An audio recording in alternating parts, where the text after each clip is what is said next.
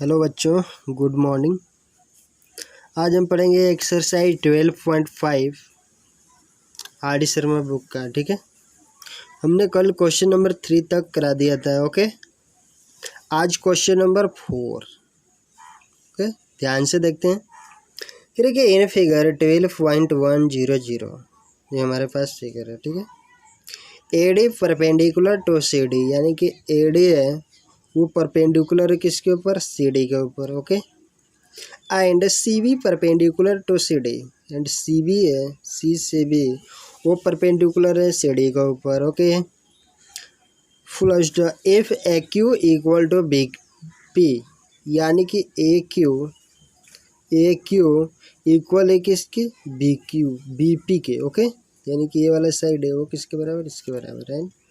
And D P equal to C Q, D P यानी कि D P ये छोटा सा जो है वो सी क्यू के क्या है? बराबर है। ठीक है, तब prove that angle D A Q equal to angle C B P, यानी कि D A Q equal to क्या? सी बी पी, यानी कि ये वाला एंगल इस वाले एंगल के बराबर होना चाहिए, को प्रूव करना है। ओके, तो सबसे पहले डायग्राम बना लेते हैं, इसके बाद जो भी गिवन डेटा उसको लिख लेते हैं। ओके, तो डायग्राम बना लेते हैं। ठीक है, गिवन डेटा हमारा क्या है? ए डी परपेंडिकुलर मतलब ए बी 90 डिग्री का होगा, ए बी 90 डिग्री का होगा 100%, एंड ए क्यू बराबर ये वाला साइड इस वाले साइड के बराबर है। ओके, चलते हैं। तो सबसे पहले हम डायग्राम बना लेते हैं। ठीक है, और जिसमें दिया है कि ए क्यू है, यानी कि ये वाला साइड है वो क्या है? पी वी या बी पी के बराबर है। ठीक है, और ये परपेंडिकुलर है मतलब यहाँ पे क्या हो गया? 90 डिग्री का एंगल बनाएगा। ओके, तो given data A D perpendicular to C D, C B perpendicular to C D. Okay, and A Q बराबर बी पी, ए क्यू है और बी पी के बराबर है, and D P equal to C Q, D P है और C Q के बराबर है। ओके, तो प्रूव करना है कि D A Q angle D A Q यानी कि ए वाला एंगल किसके बराबर होना चाहिए? सी बी पी, यानी कि इस एंगल के बराबर होना चाहिए। ओके, तो प्रूफ में ध्यान से देखते हैं। चूँकि हमको दिया गया है कि डी पी है और डी क्यू सी क्यू के बराबर है, यानी कि डी पी है और सी क्यू के क्या है? बराबर है।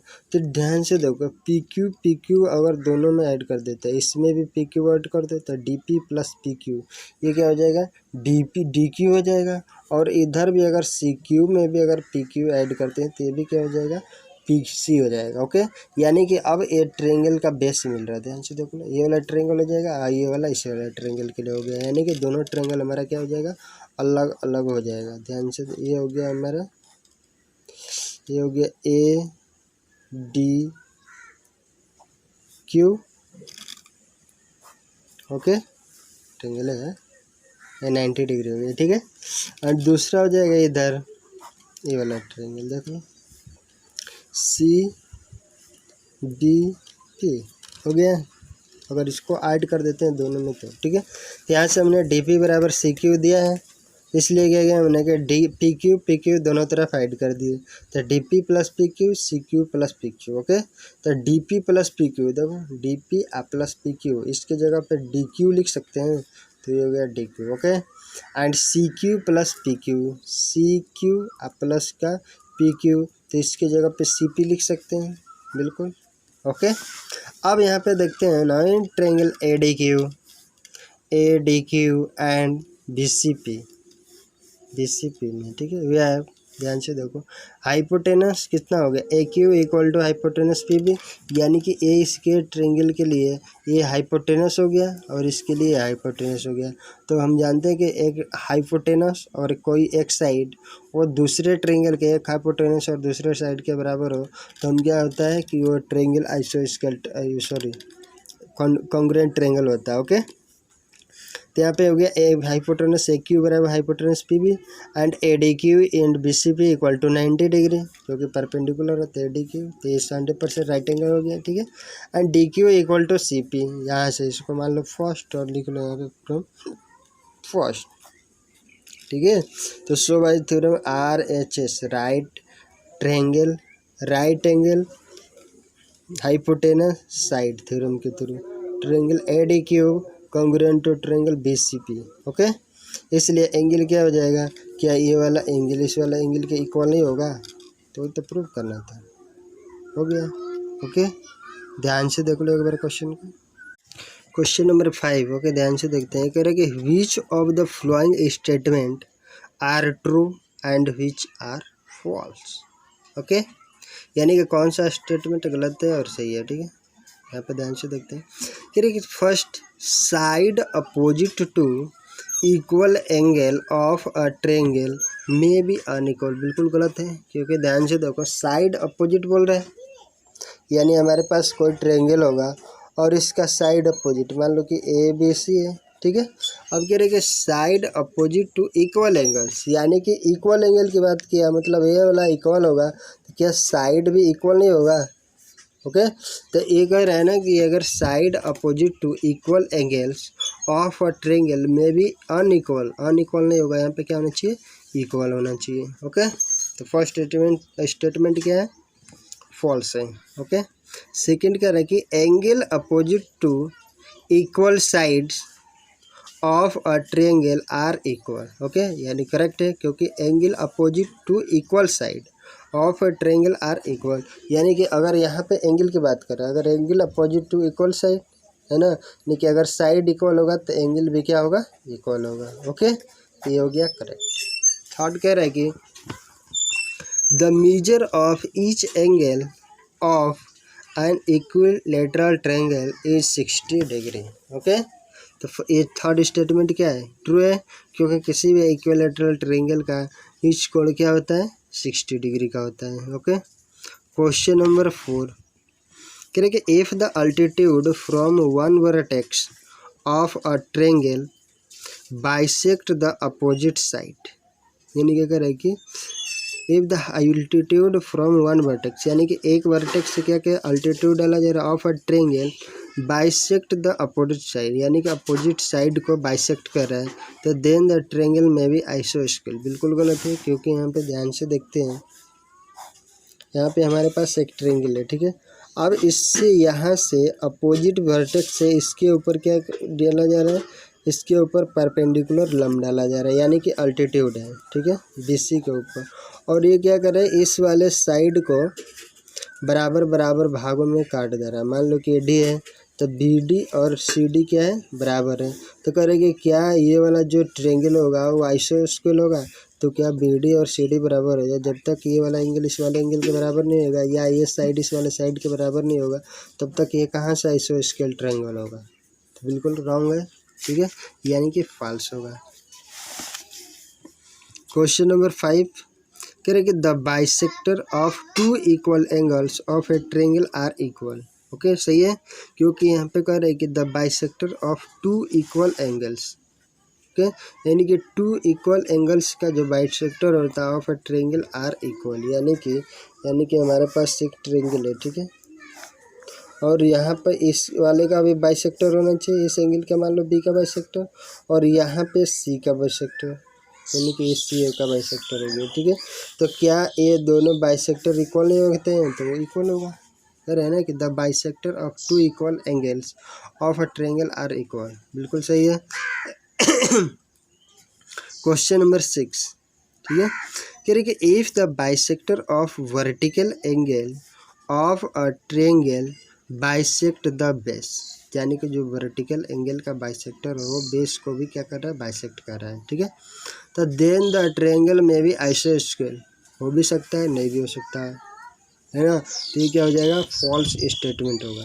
ओके, क्योंकि जब भी बाइसेक्टर अगर वर्टिकल एंगल की बात करते हैं, ठीक है, ये हमारे पास ट्रायंगल है। ओके, ए बी सी, अब कह रहे कि एंगल को भी क्या कर रहा है, बाइसेक्ट कर रहा है, यानी इसको भी बाइसेक्ट कर रहा है और बेस को भी बाइसेक्ट कर रहा है। ठीक है, तो क्या ये ट्रायंगल आइसोस्केल होगा, नहीं होगा, क्योंकि हो सकता है कि बेस का होगा तो एंगल चेंज भी हो सकता है, इस वाले एंगल का इस वाले एंगल का, तो जब तक कॉन्ग्रुएंट नहीं होगा ये वाला एंगल इस वाले एंगल के बराबर एक एंगल से तो हो नहीं सकता है, क्योंकि जब तक ये वाला साइड इस वाला साइड के अगर बराबर नहीं होगा तब तक ये कॉन्ग्रुएंट होगा नहीं, तो कॉन्ग्रुएंट होगा नहीं तो हो ही नहीं सकता कि आइसोस्केल ट्रायंगल है, क्योंकि इस वाले साइड ये वाला एंगल और ए वाला एंगल तो बराबर है, लेकिन ए वाला साइड इस वाले साइड के बराबर है। ठीक है, लेकिन ए वाला साइड ध्यान से देखना, अगर दोनों ट्रायंगल को अलग अलग करते हैं, ठीक है, तो यहाँ पे ए वाला एंगल इस वाला एंगल के बराबर है, ये वाला साइड इस वाला साइड के बराबर है, और यहाँ पे ए वाला साइड इस वाला साइड के बराबर है। तो यहाँ पे कोई theorem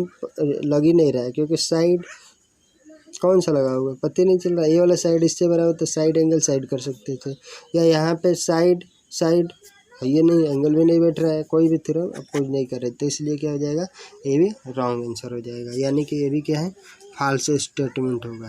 okay, question number 6। Question number 7 कह रहे कि the two altitudes corresponding to two equal sides of a triangle need not be equal। Okay, यानी कि अगर दो अल्टीट्यूड है, ठीक है, corresponding to two equal sides, दोनों साइड के ऊपर है, ठीक है, of a triangle need not be equal, 100% गलत है, क्योंकि वो इक्वल होते हैं, ठीक है। अगर दोनों अल्टीट्यूड है, अभी यहाँ पे लिखा है, तो अगर दोनों मान लो कि यहाँ पे अल्टीट्यूड है, तो अगर ये वाला साइड के इक्वल है, तो 100% की ये भी क्या होगा, अल्टीट्यूड भी इक्वल होगा, ठीक है। लेकिन यहाँ पे क्या है, नॉट भी इक्वल टू, तो ये इक्वल होगा, जो कि क्या है, गलत है, यहाँ पे इक्वल होना चाहिए, ठीक है। Question number 8। ओके, कह रहे कि if any two sides of a right triangle are respectively equal to the two sides of other right triangle, okay, then the two triangle are congruent। बिल्कुल गलत है, क्योंकि यहाँ पे जब भी राइट एंगल की बात करेगा तो यहाँ पे साइड तो बराबर नहीं होगा एक ठो, लेकिन एक क्या होना चाहिए ना, हाइपोटेनस होना चाहिए, ठीक है। अगर मान लो हमारे पास दो ट्रायंगल है यहाँ पे, ठीक है, यहाँ पे ए बी सी है, यहाँ पे पी क्यू आर है, ठीक है। तो ए वाला एंगल इस वाले के एंगल के बराबर होना चाहिए, मगर यहाँ पे ए वाला साइड इस वाले साइड के बराबर है, और ए वाला साइड इस वाले साइड के बराबर है, तो ए कभी भी कॉन्ग्रुएंट नहीं होगा, क्योंकि जब तक हाइपोटेनस अगर बराबर नहीं होता है राइट एंगल के लिए, हाइपोटेनस इक्वल होगा तभी ये क्या होगा, ट्रायंगल कॉन्ग्रुएंट होगा, वरना अगर हाइपोटेनस नहीं होगा तो ए वाला इक्वल नहीं होगा, तब क्या होगा, RHS थ्योरम का यूज करेंगे, ठीक है। तो इसके लिए क्या हो जाएगा, ये कंडीशन सही नहीं है। ओके, यानी कि एक ऐसा स्टेटमेंट है, फॉल्स है, ठीक है। 8 नंबर। 9 नंबर कह रहे कि two right triangles are congruent. Okay, same procedure यहाँ पे भी सेम बात कह रहे कि if hypotenuse and a side of a triangle are respectively equal to the hypotenuse and a side of other triangle. बिल्कुल सही है, क्योंकि जो हमारा थ्योरम था बोलते ना कि हाइपोटेनस होना चाहिए और एक साइड, तब जाके ट्रायंगल क्या होगा, कॉन्ग्रुएंट होगा। तो यहाँ पे हाइपोटेनस भी है और एक साइड भी है, तो इसलिए क्या हो जाएगा, दूसरे ट्रायंगल का हाइपोटेनस और एक साइड के बराबर है, तो ये दोनों ट्रायंगल क्या हो गया, कॉन्ग्रुएंट हो जाएगा। ओके, दोनों स्टेटमेंट, ये वाला स्टेटमेंट करेक्ट है। Okay, question number 6 fill in the blanks in the following so that each of the following statement is true. Okay, यानी कि इसमें ऐसा चीज़ भरना है ताकि ये स्टेटमेंट ट्रू हो जाए। ओके, तो कह रहे first side opposite to equal angles of a triangle are equal, क्योंकि साइड अपोजिट होता है तो उसका एंगल भी क्या होता है, इक्वल होता है। क्लियर है, तो इसमें क्या भराएगा, इक्वल। ओके, सेकेंड क्वेश्चन कह रहा है angle opposite to equal side of a triangle, ये भी इक्वल हो जाएगा, क्योंकि एंगल भी अपोजिट होता है तो साइड भी इक्वल अपोजिट होता है। ये जो सम क्वेश्चन था ऊपर वाला वही चीज़ है। थर्ड क्वेश्चन कह रहे कि in an equilateral triangle all angles are equal या 60 डिग्री होता है। सेम थर्ड क्वेश्चन, यहाँ पे भी थर्ड क्वेश्चन, ठीक है। 60 डिग्री था तो इक्वल था, अभी इक्वल हो जाएगा। ओके, फोर्थ क्वेश्चन कह रहे कि in a triangle A B C if angle A equal to angle C then A B equal to क्या हो जाएगा ना, यहाँ पे देखो एक ट्रायंगल है क्या, ए बी सी, ठीक है। अब कह रहे कि यहाँ पे एंगल ए है और सी के बराबर, यानी कि ए वाला एंगल है किसके बराबर है, सी के बराबर, ये वाला एंगल, तो यहाँ पे क्या होना चाहिए, ए बी किसके बराबर होना चाहिए, बी सी के बराबर होना चाहिए। ओके, तो यहाँ पे क्या होना चाहिए, ए बी बराबर बी सी, यहाँ पे दिया भी है कि ए बी और बी सी बराबर होना चाहिए। क्वेश्चन नंबर 5 कह रहे कि if altitude C E and B of a triangle A B C are equal, तो देन ए बी बराबर व्हाट, देख लो, यानी कि हमारे पास एक ट्रायंगल है ए बी सी, ठीक है। अब इसमें बोल रहा है कि जो अल्टीट्यूड है यानी कि कह रहा है कि सी ई, मतलब सी से ई पर अल्टीट्यूड ये 90 डिग्री का हो गया। एंड दूसरा कह रहा है कि बी से एफ, बी से एफ, ठीक है, 90 डिग्री का हो गया। ये हो गया ई, ए हो गया एफ, ठीक है। तो कह रहे कि ट्रेंगल दिया कि C and B F of triangle A B C are equal, then A B equal to, A B equal to किसके हो जाएगा, जब इसके ऊपर अल्टीट्यूड रहता है क्या हो जाएगा, ए सी के बराबर हो जाएगा, ये वाला साइड इसके बराबर होगा, ठीक है। यहाँ पे ए बी बराबर ए सी क्वेश्चन में दिया भी है। 6 नंबर पे कह रहा है कि इन एन आइसोस्केल triangle A B C with A B equal to A P S C, ठीक है, and B D and C E are the altitude, then the B D is क्या होना चाहिए, इक्वल टू सी। देखो ना same question, जो ऊपर वाला था वही तो नीचे वाला है, ठीक है। ए बी बराबर ए सी दिया है, A B and S C बराबर दिया है, ठीक है। और यहाँ पे जो अल्टीट्यूड है वो किसके द्वारा है, बी डी से है, तो बी से यहाँ पे जो एफ था वो क्या हो गया, डी, ठीक है। और यहाँ पे जो इस सी से क्या हो गया, ये तो ई है लेकिन यहाँ पे क्या हो गया, डी, सेम क्वेश्चन था। तो R is altitude, then B D is, B D, B D किसके बराबर होगा, देख लो, equal to C, B D होगा वो किसके बराबर है, सी के, तो अल्टीट्यूड ये वाला अल्टीट्यूड इसके बराबर होगा, तो ये B D is equal to C, ठीक है। क्वेश्चन नंबर 7 कह रहा है कि in right triangle A B C and D E F, दो ट्रायंगल हमारे पास है,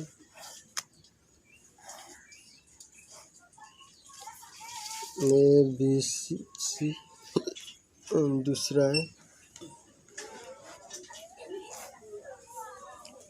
डी ई एफ, ठीक है, दिया है। कह रहे कि if hypotenuse A B equal to E F, यानी कि हाइपोटेनस, यानी कि ये क्या हो गया, हाइपोटेनस हमारा क्या होना चाहिए, ए बी। फिर से डायग्राम बनाते हैं, ध्यान से देखो,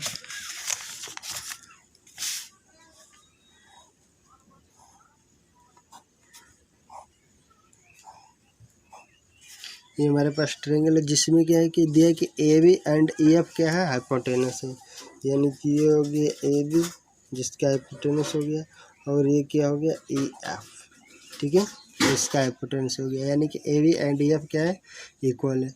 and side A C equal to D E, and अब क्या बचेगा, ए सी, और ये क्या बचेगा, डी, तो ए सी है वो डी ई के बराबर है, ठीक है। Then triangle A B C, यानी कि ये वाला साइड इसके बराबर है, हाइपोटेनस ये वाला इसके बराबर है, ठीक है, तो ये वाला साइड इसके बराबर, यानी कि ए बी सी होगा वो किसके बराबर होगा, ई एफ डी के बराबर होगा, यानी कि ए बी सी होगा वो किसके बराबर, ई एफ डी का, ओके। नंबर 7 कह रहे कि ना A B C D square, ठीक है, ये square X and Y are points on side A D and B C respectively such that A Y बराबर बी एक्स, ठीक है, प्रूव दैट बी वाई बराबर A X and angle B A Y बराबर A B X, ठीक है। तो सबसे पहले A B C D square बनाते हैं और ए डी पे एक्स बनाते हैं और बी सी पे वाई बनाते हैं, ठीक है। तो A B C D square हो गया, ए डी पे हो गया हमारा X point, B Y B C पे हो गया वाई पॉइंट, ठीक है। अब कह रहे हैं कि दिया हमारा कि ए वाई बराबर बी एक्स, तो प्रूव करने के बी वाई एक्स बराबर होना चाहिए, angle B Y equal to A B X, ठीक है। तो प्रूफ में ध्यान से देखते हैं, in right triangle B A Y and A B X, B A Y ये वाला triangle and A B X, ठीक है, दोनों में देखते हैं। तो हाइपोटेनस ध्यान से देखो, ये स्क्वायर है तो 100% इसका एंगल क्या होगा, 90 डिग्री का होगा, चारों कोना, तो ये 90 हो गया। तो यहाँ पे हाइपोटेनस ए वाई बराबर बी एक्स, यानी कि ए वाई है ये वाला हाइपोटेनस है वो क्या है, बी वाई के बराबर हो गया, बी वाई बी एक्स के, and A B equal to A B common side दोनों में है, बेस दोनों का बेस कॉमन है, ठीक है। And X A B equal to Y B है, ये वाला एंगल क्या हो गया, 90 डिग्री हो गया। तो show by R H S theorem क्या हो गया, triangle A B A Y congruent A B X, ठीक है, इसलिए ए एक्स बराबर बी वाई, यानी कि ए एक्स हो गया, यानी तीसरी साइड है और इसके बराबर हो गया। एंड ये क्या हो गया, एंगल, ये वाला एंगल इस वाला एंगल के, यानी कि एंगल एक्स बी है equal to B Y. Okay, यही प्रूव करना था।